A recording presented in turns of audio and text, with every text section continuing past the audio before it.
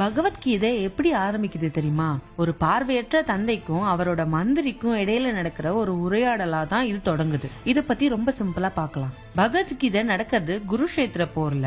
கௌரவர்களோட அப்பாவான மன்னர் திருதராஷ்டிரருக்கு கண்ணு தெரியாது. அதனால அவரால் நேரடியா போர்க்களத்துக்கு போய் என்ன நடக்குதுன்னு பார்க்க முடியல. ஆனா அங்க அவரோட பசங்க என்ன பண்றாங்கன்னு தெரிஞ்சுக்க அவருக்கு ரொம்ப ஆசை. இந்த இடத்துலதான் சஞ்சயன் உள்ள வராரு. இவரு திருதராஷ்டிரரோட மந்திரி மட்டும் கிடையாது, மகாபாரதத்தை எழுதின வேதவியாச முனிவரோட சீடர். வியாச முனிவர் கிட்ட ஒரு அபூர்வமான சக்தி இருந்தது. அதாவது எங்கேயோ தூரத்துல நடக்கிற விஷயங்களை கூட அவரால் அங்கேயே உட்கார்ந்து பார்க்க முடியும்.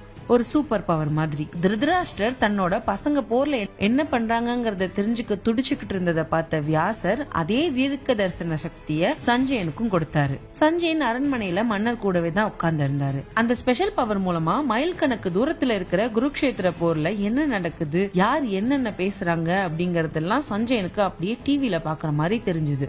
அங்க அர்ஜுனனுக்கும் கிருஷ்ணனுக்கும் இடையில நடந்த உரையாடல ஒரு வார்த்தை கூட விடாம அப்படியே திருதராஷ்டிரருக்கு சஞ்சயன் விவரிச்சு சொன்னாரு. சுருக்கமா சொல்லணும்னா, அன்னைக்கு கிருஷ்ணர் அர்ஜுனனுக்கு சொன்ன கீதையை இன்னைக்கு நம்ம படிக்கிறதுக்கு காரணமே சஞ்சயன் அன்னைக்கு சொன்ன அந்த லைவ் கமெண்ட்ரி தான். பகவத்கீதையோட முதல் ஸ்லோகத்துல திருதராஷ்டிரர் கேட்ட முதல் கேள்வி என்னன்னு தெரியுமா? அத பாப்போம் வாங்க.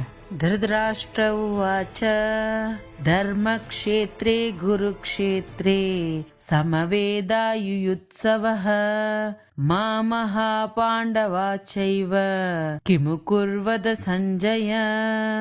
நம்ம ஊர் பாஷையில சொல்லணும்னா, ஒரு கிரிக்கெட் மேட்ச் ஆரம்பிக்க போகுதுன்னு தெரிஞ்சும் அங்க என்ன நடக்குதுன்னு ஒருத்தர் கேக்குற மாதிரி தான் இது. போர் நடக்க போகுதுன்னு தெரிஞ்சும் ஏன் திருதராஷ்டிரர் இப்படி ஒரு கேள்வி கேட்டாரு?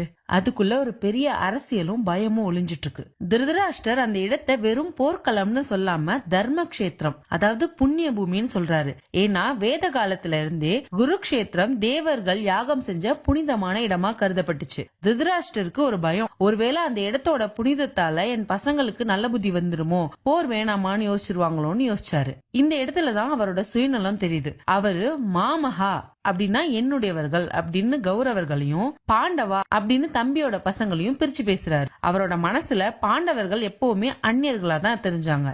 போர் நடந்தா கௌரவர்கள் ஜெயிப்பாங்களா மாட்டாங்களான்னு அவருக்கு சந்தேகம். அதே சமயம் அந்த புண்ணிய பூமியோட தாக்கத்தால கௌரவர்களுக்கு மனமாற்றம் வந்து போரே வேணாம், பாண்டவர்களுக்கே நாட்டை கொடுத்துடலாம் அப்படின்னு சமாதானம் பேசிட்டா தன் பசங்களோட அதிகாரம் போயிடுமேன்னு பயந்தாரு.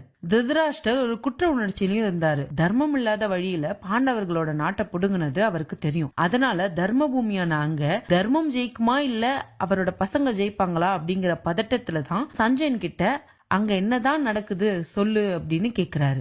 திருதராஷ்டிரர் பார்வை இல்லாம கண் தெரியாதவர் மட்டும் இல்ல, பாசம் கண்ணை மறைச்ச ஒரு அப்பாவாவும் அங்க நிக்கிறாரு. போர் நின்னுடுமோங்கிற பயம் ஒரு பக்கம், போர் நடந்தா என் பசங்க கதி என்ன ஆகுமோங்கிற பயம் இன்னொரு பக்கம். இதுதான் அந்த முதல் ஸ்லோகத்தோட பின்னணி. இந்த கேள்விக்கு சஞ்சயன் என்ன பதில் சொன்னாருங்கிறத 2வது ஸ்லோகத்துல பாப்போம்.